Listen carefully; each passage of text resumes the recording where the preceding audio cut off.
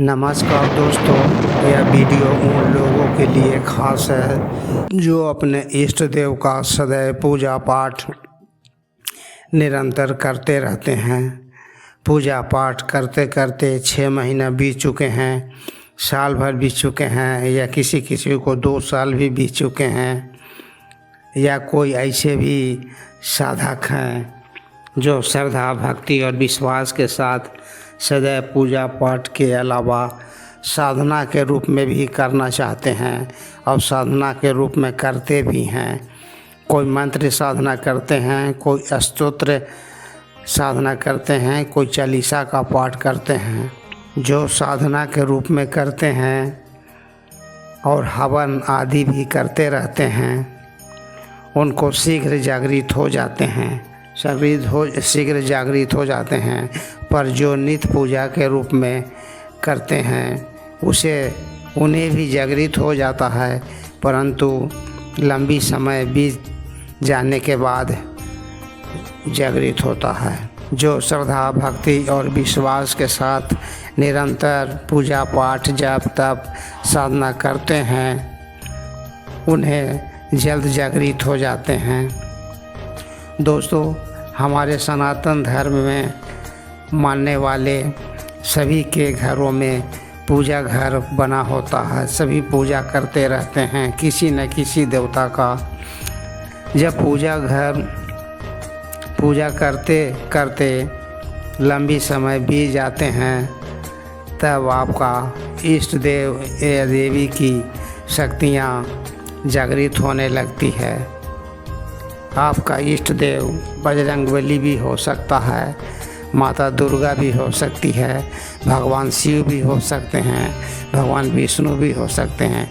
मतलब कि कोई भी देवता देवी आपका इष्ट हो सकता है। जब शक्तियाँ जागृत होने लगती है, तब साधक को संकेत मिलने लगते हैं, पर ज्ञान की कमी के कारण समझ नहीं पाते हैं।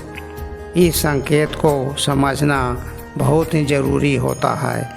नहीं समझेंगे तो कैसे पता चलेगा कि हम पूजा पाठ साधना कर रहे हैं, वह इष्ट देव स्वीकार कर रहे हैं या नहीं, या उनकी कृपा मुझ पर आ रही है या नहीं। दोस्तों, जब इष्ट देव की शक्तियाँ आने लगती है, तब सबसे पहले आपके पूजा घर में आती है और इष्ट देव की प्रतिमा जागृत होने लगती है, जिससे पूजा घर में सकारात्मक ऊर्जा फैल जाती है और सकारात्मक ऊर्जा पूरे घर में फैलने लगती है, जिससे घर की रक्षा होने लगती है और दैवीय शक्तियाँ आपके पूरे मकान को घेरा बना करके चक्कर काटने लगती है और सुरक्षा करने लगती है। जब पूजा करेंगे तो पूजा के दौरान आपको ठंडी ठंडी हवा के झोंके लगने लगेंगे। आप सोचेंगे कि अरे गर्मी के मौसम में इतनी ठंडी ठंडी हवा कैसे लग रही है, चारों तरफ खिड़की दरवाजे बंद हैं, फिर भी मुझे ठंड इतनी क्यों लग रही है। तो ऐसा बात नहीं है, आपकी दिव्य शक्तियाँ जागृत होने के कारण ही आपको ऐसा महसूस होता है। और ऐसा संकेत है कि जब पूजा पाठ पर बैठे हुए हैं या साधना कर रहे हैं, तो आप उसमें दीपक जलाते हैं और दीपक के लौ 3-4 इंच लंबा हो जाएगी और जैसे ऐसा प्रतीत होगा कि आसमान को छूने का कोशिश कर रहा है, तथा इसके साथ साथ दीपक के लौ में नाना प्रकार के फूल बनने लगते हैं। ये भी एक संकेत बताता है कि दिव्य ऊर्जा आपके पास मौजूद है, अपनी कृपा आप पर पूर्ण रूप से बरसा रही है। तो जब ऐसा होने लगे तो आपको पूजा की सीमा बढ़ा देनी चाहिए और पूरा श्रद्धा और विश्वास से पूजा करनी चाहिए। जब पूजा पाठ बैठते हैं तो नित्य दिन आप 10 माला का जाप करते थे, पर जागृत होने के बाद आपको पूजा से उठने का मन ही नहीं करेगा। जैसे 10 माला करते थे तो लगेगा कि 2-4 माला और कर लेते, 5 माला और कर लेते। जब 5 माला कर लेते तो लगा कि नहीं 2-4 माला और कर लेते, ऐसा महसूस होगा। जब उठना चाहेंगे आसन से तो आसन छोड़ने का मन ही नहीं करेगा। आपको ऐसा महसूस होगा कि मैं अपने इष्ट देव का निहारता रहूं और रोता रहूं। तब समझ जाइए कि दिव्य शक्तियाँ अपना कृपा पर बरसा रही है। इसमें घबराने की कोई बात नहीं है। कहने का मतलब है कि सात्विक साधना जब करते हैं तो आपको उसमें संकेत ही मिलते हैं, अनुभव ही होते हैं, कोई डरावने अनुभव नहीं होते हैं। इसलिए आपको संकेत को समझना होगा। नहीं समझेंगे तो कैसे होगा कि मैं इतना जो पूजा पाठ कर रहा हूँ मुझे सफल मिल रही है कि नहीं मिल रही है। आपको नाना प्रकार के फूलों के सुगंध आने लगेंगे। आप कहेंगे कि न धूप जलाए हैं न अगरबत्ती जलाएं, सुगंध कहाँ से आ रही है। तो ऐसी बात नहीं है दोस्तों। दिव्य ऊर्जा जब आती है घर में तो आपको नाना प्रकार के खुशबू आने लगेंगे। जब शरीर में ऊर्जा आती है तो अलग कार्य करती है, और पूजा घर में ऊर्जा आती है और पूजा दिव्य देवता देवी के प्रतिमा पर ऊर्जा आती है तब अलग कार्य करती है। जब दिव्य ऊर्जा आपके पूजा घर में वास करती है, आपके प्रतिमा में प्रवेश करती है तो आपके प्रतिमा का रंग रूप भाव बदलते हुए दिखाई देगा।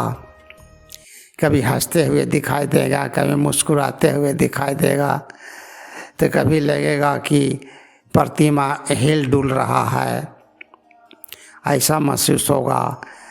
कभी प्रतिमा का रंग बदलता दिखाई देगा तो समझ जाइए कि दिव्य ऊर्जा हमारे पास मौजूद है।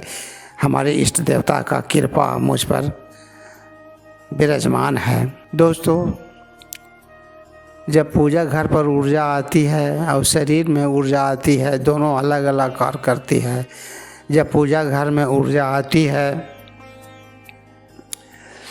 तो आपको पूरे घर को दिव्य ऊर्जा घेरा बना लेती है और घेरा बना के रक्षा करने लगती है। आपके पूरे परिवार को, पूरे परिवार के सदस्य को, उस घर में रहने वाले सभी सज्जनों को रक्षा करने लगती है।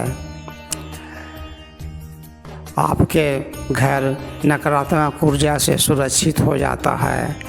यदि चाहे कि कोई नकारात्मक ऊर्जा आपके घर में प्रवेश कर जाए तो कभी उसको हिम्मत नहीं होगा कि आपके घर में प्रवेश करे।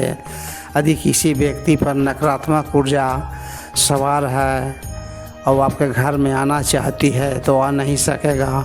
यदि आ भी गया तो उसे खेलने का मन करने लगेगा और खेलने लगेगा। दोस्तों, यदि अब शरीर में यदि दिव्य ऊर्जा प्रवेश करती है तो आपके इष्ट देव जिस गुण धर्म भाव स्वभाव की है वह गुण धर्म स्वभाव तत्व सब आपके शरीर में आने लगेंगे।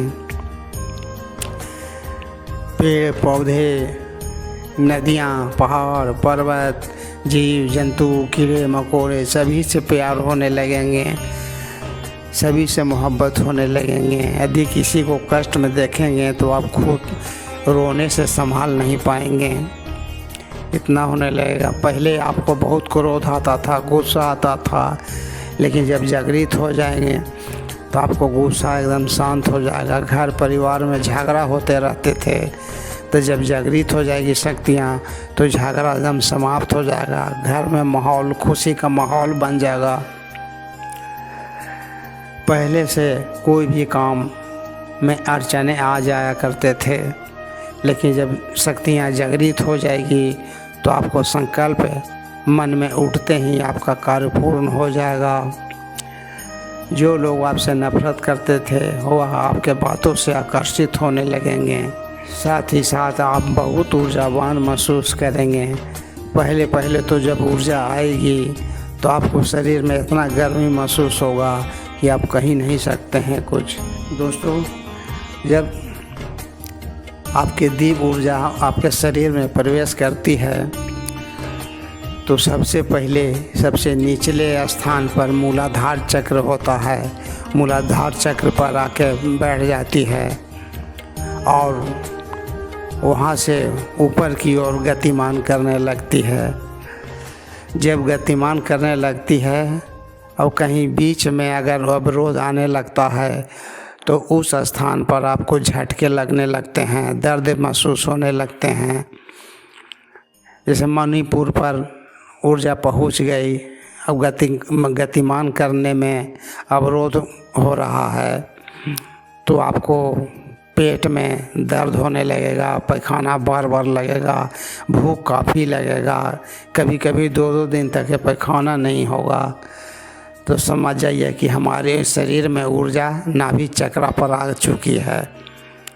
और नाभि चक्र पर जब ऊर्जा आ जाएगी तो आपको ऐसा महसूस होगा कि कभी सीना मेरा भारी लग रहा है, कभी अचानक हल्का हो गया, कभी ऐसा लगेगा कि मेरे फेफड़ा में हवा ही नहीं है, हवा ही समाप्त हो गया है, ऐसा महसूस होगा। कभी कभी घबराहट भी महसूस होगा।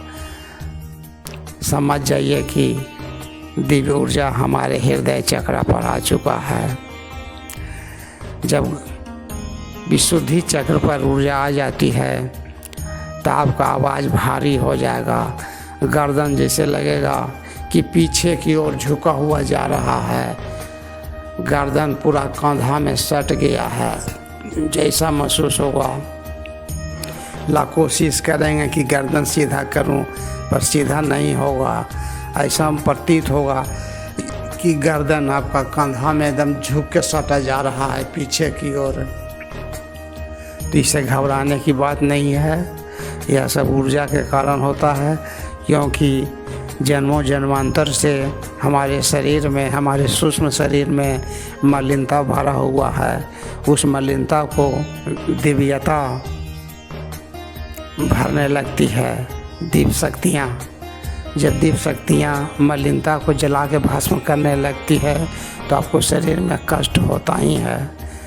जब पूरा शरीर शुद्ध हो जाता है, पवित्र हो जाता है, तो वही ऊर्जा सीधे आपका 7वां चक्र सहस्त्रार पर पहुंच जाती है। तब सभी रोग दुख सभी दूर हो जाएंगे।